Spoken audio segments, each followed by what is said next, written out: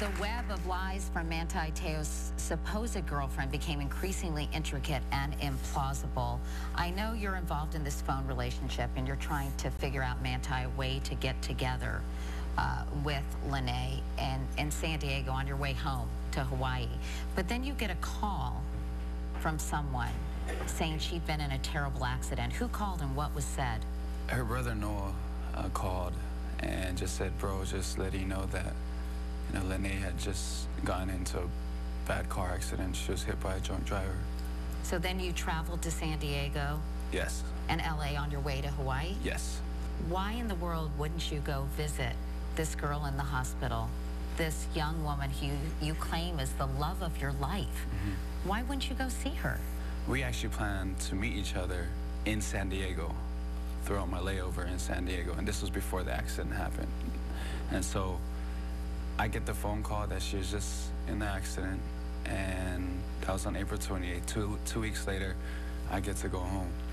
And so I end up in San Diego, which was too far for me to go to the hospital. Then I fly to LA, and the layover time was too short. But it's like a 2-hour drive from San Diego. Manti, that just really doesn't make sense to me.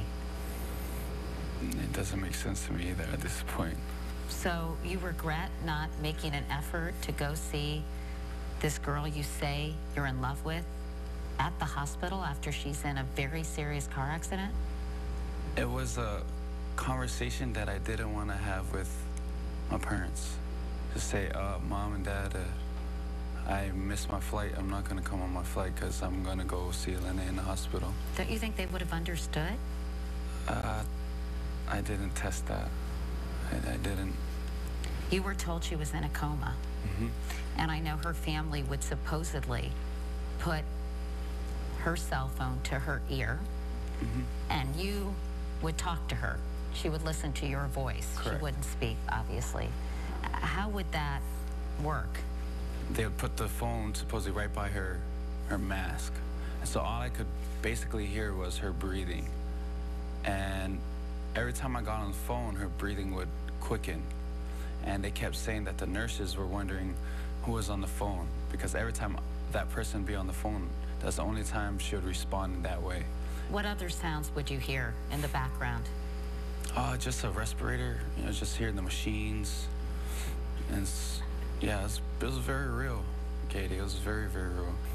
We received a lot of tweets and emails from viewers preceding this interview. One person said, quote, insist he provides phone records of 8-hour calls to give himself credibility.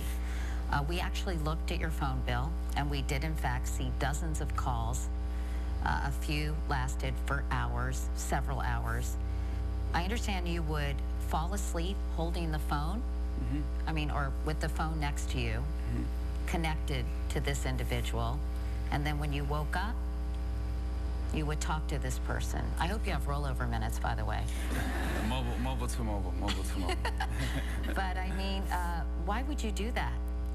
It goes back to what my parents taught me. It's to always be there for somebody when they need help. She came out of her coma when she was on the phone with you. What did you hear on the other end of the line? Yeah, she was just breathing, and then she started to kind of whisper my name. I jumped for joy. I was like, see, they were right. I do help her. After she came out of the coma, she was diagnosed with leukemia. Correct. Well, either you're the most naive person on the planet, or this is the saddest story, I think, ever written. I mean, at this point, did you think to yourself, Manti, what? Are you kidding? Now she has leukemia? I mean, it goes on and on and on. Yeah, I thought this that. web of lies. And so you said, oh no, now you have leukemia? Yeah, no. I thought that. I thought how could all this happen to one person? And I had my doubts, but there was one day where I was at my friend's house, and his mom is a cancer survivor.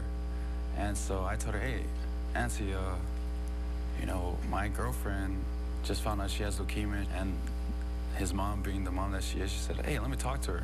And at the end, she gave me the phone back. She was like, you tell that girl if she needs anything, you tell her to call me. I know exactly what she's going through. I went through the same thing. And so I'm just like, okay. I was doubting that she has cancer. Now, my auntie, who's cancer survivor, knows exactly what she's going through. Well, when we come back, you will hear the voice of Lene or whoever it was on the other end of the phone. That's right after this.